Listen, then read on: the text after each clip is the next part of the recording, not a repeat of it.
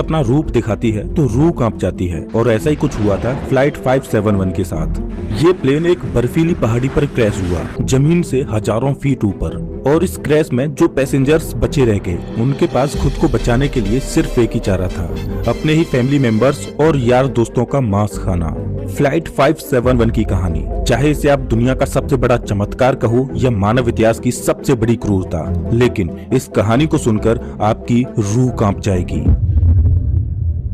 ये दिल दहला देने वाली कहानी शुरू होती है 12 अक्टूबर 1972 को।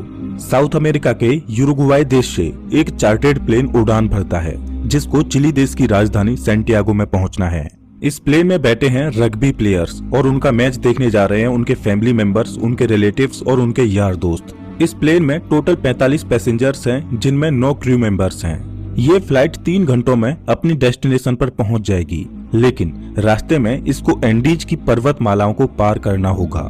लेकिन दुर्भाग्य से आगे चलकर मौसम खराब मिलता है। इस वजह से इस फ्लाइट को रास्ते में ही अर्जेंटीना के मेंडोजा शहर में लैंड कराया जाता है। ये फ्लाइट रात भर वहीं रुकती है और अगले दिन यानी 13 अक्टूबर को उड़ान भरने के लिए तैयार होती है। लेकिन परेशानी ये है कि अभी भी मौसम खराब है। लेकिन अच्छी बात यह है कि इस फ्लाइट का जो पायलट है वो इस रूट से पहले भी 29 बार उड़ान भर चुका है। इस वजह से उसे पूरा आइडिया है कि इन एंडीज की पहाड़ियों को कैसे पार करना है। पायलट के कॉन्फिडेंस की वजह से ये फ्लाइट 13 अक्टूबर को दोपहर के 2:18 पर फिर से उड़ान भरती है।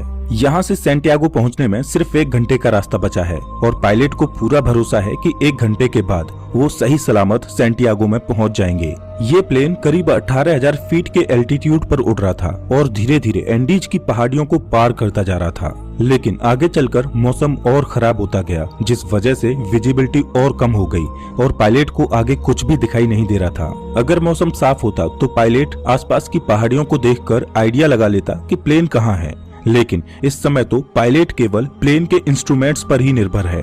अब क्योंकि पायलट को पता था कि वो 1 घंटे में सैंटियागो पहुंच जाएंगे, इसीलिए वो अपनी लोकेशन का रफ आकलन करता रहा, और 1 घंटे के बाद जब उसे लगा कि उसने एंडीज की पहाड़ियों को पार कर लिया है, तो उसने सैंटियागो एयरपोर्ट पर एटीसी से प्लेन को लैंड कराने की अनुमति मांगी।